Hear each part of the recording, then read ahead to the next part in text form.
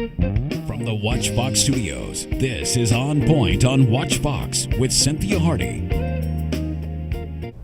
Good morning. Welcome to On Point on WatchBox. As always, it is a pleasure to bring you this show. I hope that you will take the opportunity to tune into our radio show, On Point with Cynthia Hardy, heard every Sunday evening, 6 o'clock p.m. on 101.3 The Big DM. Today we're talking about new media and how it's changing the world. Who would have thought 15 years ago that phrases such as Google it, hop online, check email, surf the net, and Facebook me would today be part of our daily vernacular, or that online activities such as blogs, e-commerce, m-commerce, social networking, chat rooms, and tweets would be part of our daily activities. During a recent delay at the Daytona 500, fans did not go to ESPN or other major media outlets to get their news and subsequent updates. Instead, they got it from an on-the-scene driver who tweeted minute-by-minute activity, and in the process went from 65,000 followers to more than 200,000. And 15 years ago, who would fathom that when a business wanted to increase its customer base and its bottom line, that they would abandon traditional ways of marketing and head online to get the job done? Well, that's exactly what's happening today in the marketplace, and that's what we will be talking about today. New media and ways it's changing everything that we do. I'm sitting with Brian McConkey. Brian, welcome, and thank you for being here. You guys have covered stories like this. Sure, we use it every day as well. That's right, we absolutely do use it every day. And it's interesting because I don't think we really think about the ways that it really has changed everything. Yeah. It's really a real game changer these days. It absolutely is, and people that you would think wouldn't want any part of this kind of stuff even a few years ago, like folks like my dad who have always been, standoffish when it comes to technology, he uses this stuff now. Absolutely. He may not be all that good at it, but he easily dabbles in it, you know what I mean? Because you have to. Well, I think you have to, and I think that more and more we're seeing people who have decided that they didn't want to be a part of it to come on over. And so we thought we would talk to some folks today about the way, particularly, it's changing business and the way it's changing the news and information that we receive and we distribute. Keely Say of KeelySay.com is here with us. And Keely, you have made a business, and a very lucrative business, I might add, out of teaching businesses how to use the internet to market themselves, not just across the state or across the country, but across the world. Absolutely. Anyone can open up a Facebook page or a Twitter account, but to actually draw people in to engage with you, that's the trick. For years we've been screaming from the rooftops, look at me, look at me. We've been buying up billboards and TV commercials and newspaper ads and telling people, buy my product, buy my service. But today we're living in a consumer-to-consumer driven marketplace, and the message has got to change and be more content focused so that it's interesting and relevant to the consumer.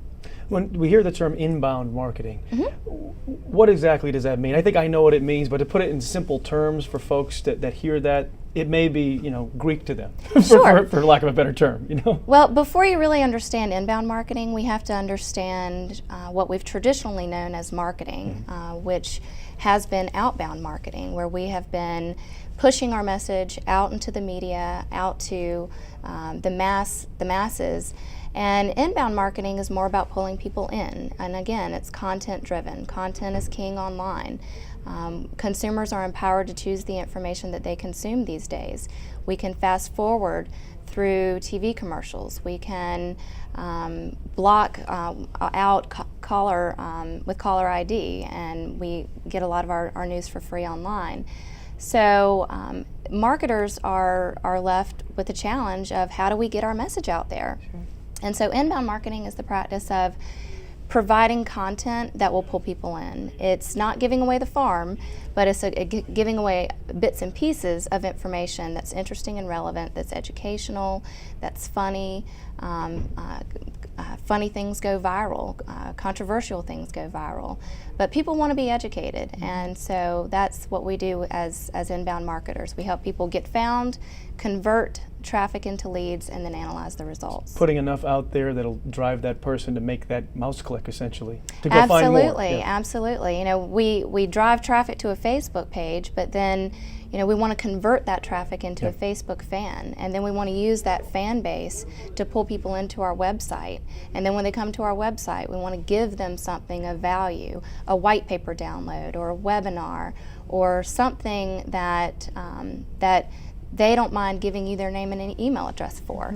And so once you get that email address, then that's yet another lead conversion that you can continue to nurture into an eventual sale. And I think sometimes we don't think about the fact that it's an intentional effort. You don't want somebody to stumble upon your information. You want to kind of make your site sticky so that people will want to come back and want to come back again, giving them a reason to be there. Absolutely. And I imagine that's a big part of what you do. Exactly. It's positioning the brand as a resource and as an industry expert so that people want to read what it is that you're putting out into your news feeds, and people are wanting to read your blog articles and wanting to download your content. So absolutely, content is king. When we come back, I think it would be great to talk about our social media and how our social media is more than just social. It actually has a business aspect to it, and you've made pretty much a cottage industry out of figuring out how to make dollars for people. So we want to talk about that, and we want you guys to stay tuned. When we come back, we're going to continue our conversation with Keely Say on new media and how it's changing the world. You're watching On Point on WatchBox with Cynthia Hardy on Columbia's own WatchBox. Welcome back to On Point on WatchBox. Brian McConkie and I are talking about new media and how it's changing the world, Brian. Phases like Google me, Google it, Facebook me, tweet, hop online, surf the net. Those are things that 15 years ago were not a part of our vernacular. No, but now for some maybe, but now now it's absolutely everybody. And I challenge you, if we shut down all of your access to media, electronic I might media, like it. I don't know. I might like it for a day or two, just but to you know, decompress. it certainly would be very different, wouldn't it? It would be. It would certainly very would, because different. I mean, there's not 5 minutes that goes by where you're not grabbing your smartphone or Absolutely. your iPhone to check some type of message, whether it's a voicemail, an email, a text message. Are you a Twitter tweet. junkie? Not a junkie, but I use it as effectively as I can for work purposes and for personal purposes too. Good way to stay connected too, but a great way to get information out. Sure. And one of the things we talked about in the first segment with Keely Say from KeelySay.com was this: it's one thing to get someone to come look at what you have, but you got to get them to keep coming back, because you can scream as loud as you want, and someone will say, "You got my attention," but if you give them junk when they get there, you haven't done your whole job, have you? Absolutely not. And another thing that we found is really successful when working with clients is finding content resources, whether they're national or local, and just retweeting other people's information or reposting other people's information. Just by providing links to other articles that are relevant in your own industry will position you as that go-to resource and that industry expert. And again, people don't want to hear about you talk about yourself all the time. And of course, you know, there's going to be times when we're going to have campaigns and we're going to have things that are going on that we want our audience to know about. But if we just mix that information in with the rest of the interesting and relevant content that the world is talking about, then it seems to be more well received. And so that's really how we start pulling people in, is talking about other people first and then talking about some of the things that we're doing. It's very interesting. You can tell that you spend a lot of time, you know, figuring out how to pull people in and keep them in. Oftentimes when people think about Twitter and Facebook, LinkedIn, and some of the other social tools that are out there, they see them more as dating sites or places where people go and meet people for fun, but not necessarily so. Not at all. I personally use social media to curate content, to aggregate content, to find content that I'm interested in. I mean, I don't subscribe to the Wall Street Journal or the New York Times, but I follow hashtags that have keywords that will pull information in that's interesting and relevant to me as a social media consultant and inbound marketer. Well, when I think about Facebook, I look at the number of people that I have as friends on the page, which is about 5,000.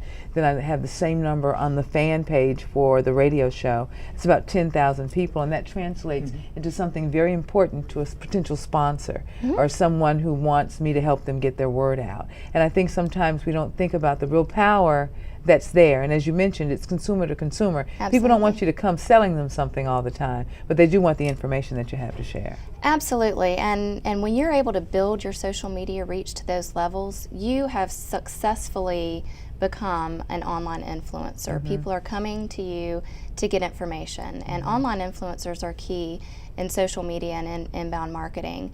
You know, I've run many campaigns in my day, and some of the best results that we've gotten over and beyond placing digital ads and other ads has been just reaching out to some key online influencers and engaging them and have them tweet something or post something in Facebook. And that seems to be the key in driving a lot of traffic. How hard is it to stay on top of this game? Because it changes by the minute, by the day, while we're sitting here. It's likely changing. Seconds. And it's not one of those things that's a hard and fast science, or like math, where 2 and 2 is always 4. There are no laws or rules here. It's up to your creativity almost. Yeah, and it is changing, and it's very challenging. I feel like I need to spend about 2 hours a day just reading. Yeah. And I have some trusted news sources like Mashable and the Social Media Examiner, and HubSpot is a great one.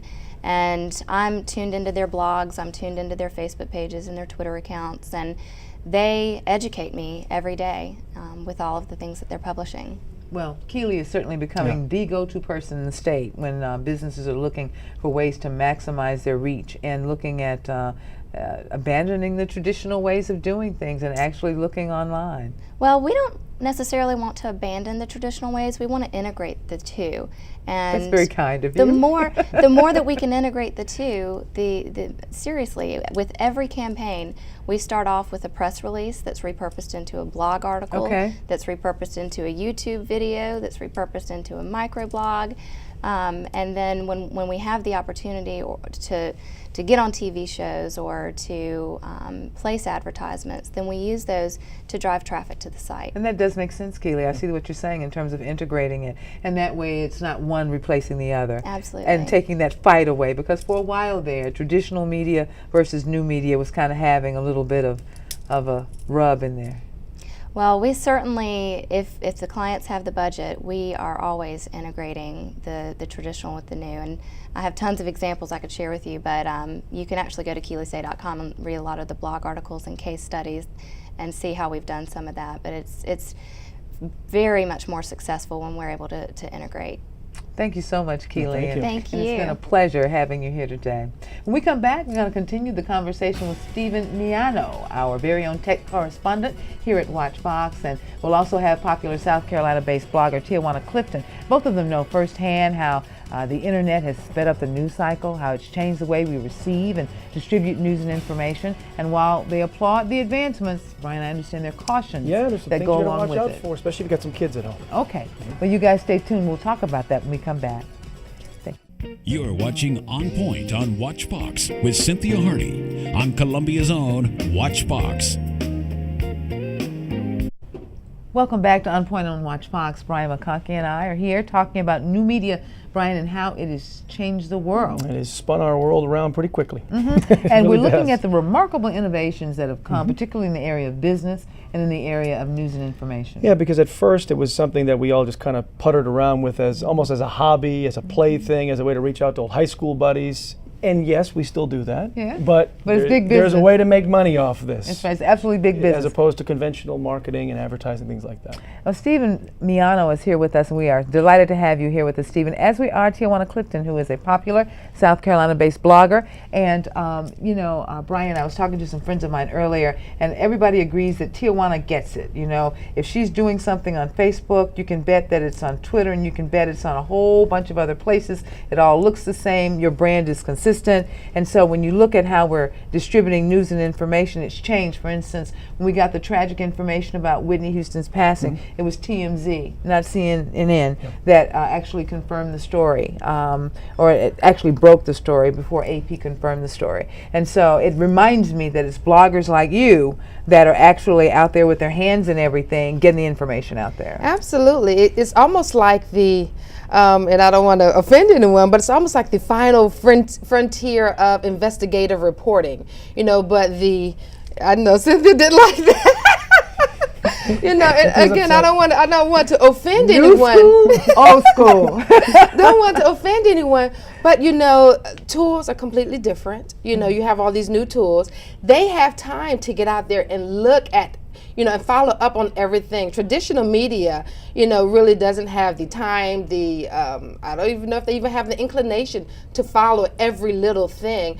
But keep in mind too, TMZ and some of those other news sources or entertainment sources, they really are for a very specific niche. They don't do everything. So there still is investigative reporting in traditional media, but the focus is just a little different. I see Stephen shaking his head as you're saying that. It's an interesting point because a lot of traditional news agencies, what we're starting to see is a paradigm shift where they're quickly adopting non-traditional technologies, Facebook, Twitter, things like that, to tap into those breaking news sources. I remember when the Michael Jackson. So you all will agree there was resistance initially. Oh, I think yes. a huge amount, and I'm really pleased, especially being involved with this station. I'm really happy to see the very rapid migration towards embracing these new technologies because it makes us more nimble. When Michael Jackson passed away, the story broke on Twitter first, yes, and a lot of the traditional news agencies realized, hey, we need to look to these non-traditional sources to get that information, to be able to break those stories. So I think that it's very critical, especially in our changing world. Brian, Sometimes it's somewhat of a spark. It kind of creates a spark. And, I don't think traditional media can always break the story. Right. But I definitely think, we go to them as a source of confirmation. I was about to ask you, Brian, as a traditional anchor, in the marketplace, does it bother you that a blogger or somebody somewhere else would break a story and then we as traditional media have to play catch up a little bit to confirm it because we have certain procedures that we're supposed to go through before we put it on the air, checking two sources as opposed to one, and particularly if it's not somebody that we recognize? It doesn't bother me at all. The only thing that bothers me if these things turn out to be completely false. If you remember a little over a month ago when Joe Paterno died, the Penn State football coach, the day before he actually passed away, you had multiple online sources saying the man was dead, and he wasn't. I mean, he died 7 hours later. They got that from a reputable news source, though, was the first one to break that story. It came out, I think, from a college newspaper initially is what happened. And the same thing with Steve Jobs. When he passed away, about a week and a half, 2 weeks earlier, somebody had blogged, and there was a huge the blogosphere went nuts thinking that he had passed away when he hadn't. He then did die a couple weeks later. But again, that's a situation where traditional media really helped rein in citizen journalists who maybe were a little too eager, a little too shooting from the hip. So we recognize that there's benefit in the citizen journalists, but at the same time, we need a synergy. We need the synergy too, sure. And so that's part two. Part also, Stephen, of part of what you do as well. Yes. Looking at the safeguarding, looking at ways that we can protect ourselves from inbound information that maybe we don't even want. Yeah, I mean, at that computer store, we see daily people who will read something or their computer will be affected by something they saw online. And that's your business, that computer store? Yes, that computer store in Irmo, and we do consulting for small businesses, nonprofits, and for individuals.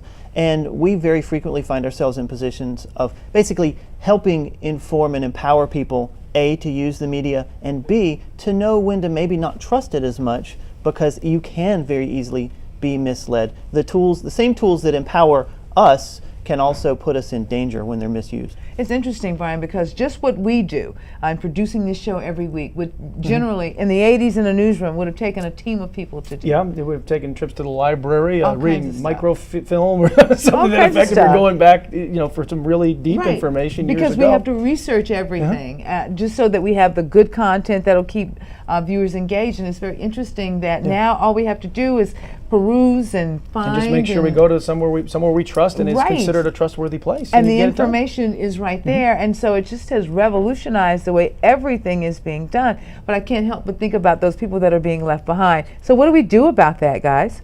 They got to get on the bandwagon. They've definitely have got to embrace the technology. The resistance just has to come down. Otherwise, you really will be left behind. We're speaking of how things have changed. I write for the South Carolina Black News and a couple of other newspapers as well. And I recall when I would want to interview somebody, I would quick to, show that press pass. And now if I go in and I say, I'm Tijuana Clifton with That Tijuana, one of the most popular blogs in South Carolina. And she'll say that. She'll say that. They'll say, I know who you are. Here's the thing. mean, that is just as powerful as that press pass. Remember, there was a point in which you didn't get anywhere. You didn't get, you didn't talk to people. You didn't get those interviews if you didn't have that press pass. But the power of the internet and the power of the brand that I've built and the things that people that you see on the internet, I mean, it kind of precedes that. Is that a double-edged sword? It definitely is, and I do agree that people need to be less resistant, but I see in every aspect, in education, in business, in family life, where not only do we have a paradigm shift, things are changing, but the paradigm is shifting too fast in some instances. That concerns me. Yeah, I mean, it's almost impossible for someone who maybe is afraid of technology or uncomfortable with technology. It's almost scary. It's hard to dip a toe in, because you can guarantee the minute you do that, the game is going to change again. We're going to go to break and continue this conversation when we come back. I think it's very interesting as we talk about those people who are reluctant to enter and why they are reluctant, and we'll continue that conversation with Steve Miano. That's correct. And Tia. You're watching On Point on WatchBox with Cynthia Hardy on Columbia's own WatchBox. Welcome back to OnPoint on WatchBox. Brian McConkey and I are talking to Tijuana Clifton and Stephen Miano about new media and how it's changing the world. It's been a very interesting show. And as we come up on the last 5 minutes of the show, I want to continue to talk about these remarkable innovations and how we do business these days. And most of this stuff has improved our lives and enhanced what we do in a lot of different arenas, from personal to business to all kinds of relationships. But there are also the negatives that come with this too. You've got to watch out for, because this stuff can bite you. You can click on the wrong thing and your day just changed in a very bad way. And I know that Stephen sees that a lot with some of the people he consults for, and especially if you even have children too. What are they looking for? Oh, it's a huge concern. Yeah. Well, and even locally, we're looking at legislating text messages. This whole sexting thing that's going on, and that's a very sticky area. But we see daily parents will come in saying, how can I protect my children? They're learning this stuff faster than I am, and the perils are innumerable. I mean, there's adult websites. If you mistype a URL, you're hijacked and sent to somewhere you really don't want to be. So yeah, I think it's a huge concern, and we say time and time again, be interested in your child's online world. Don't let them browse alone in their bedroom at 11 at night.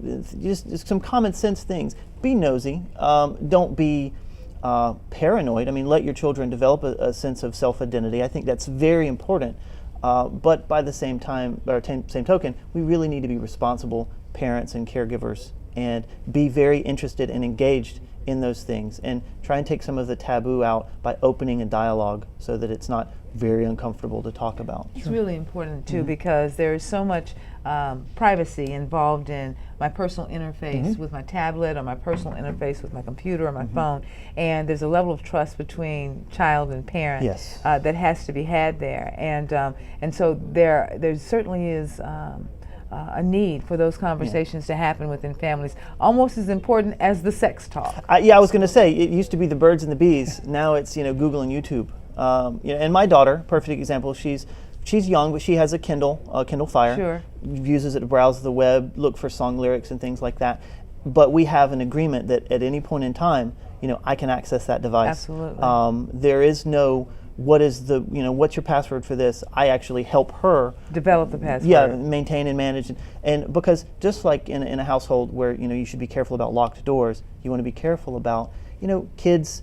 Privacy is important, but you want to be a part of their lives. And I mean, there are some doors that shouldn't be locked. You got 30 seconds. Well, Cynthia, I just think that traditional media is definitely is very important. I think it is here to confirm a lot of the other breaking stories, and I'm so glad to see that the two, traditional media and new media, both are working together to give the consumer, to give the general population exactly the information that they need. Well said. I want to thank Stephen and thank Tijuana for being a part of the show. Today. And before we go off every time, we tell people to like us on Facebook. Yes, new media. At On Point with Cynthia Hardy. We want them to do that. Look at my new banner. Yeah, get your new picture. Yeah, I got a new picture especially with my new media. And so we want you to like us on Facebook, and every time we do that, people do. And we also want them to follow us on Twitter And at share Radio their thoughts Talk. too, because we like to share some of their comments about the subjects we're doing each and Absolutely. every week, because you folks do send in some very good insights. Absolutely, So- absolutely. Well, that's it, you guys. This edition of On Point on Watchbox. It's a pleasure to sit here with you. we had fun every week, today. Man. Yeah, you're a good guy.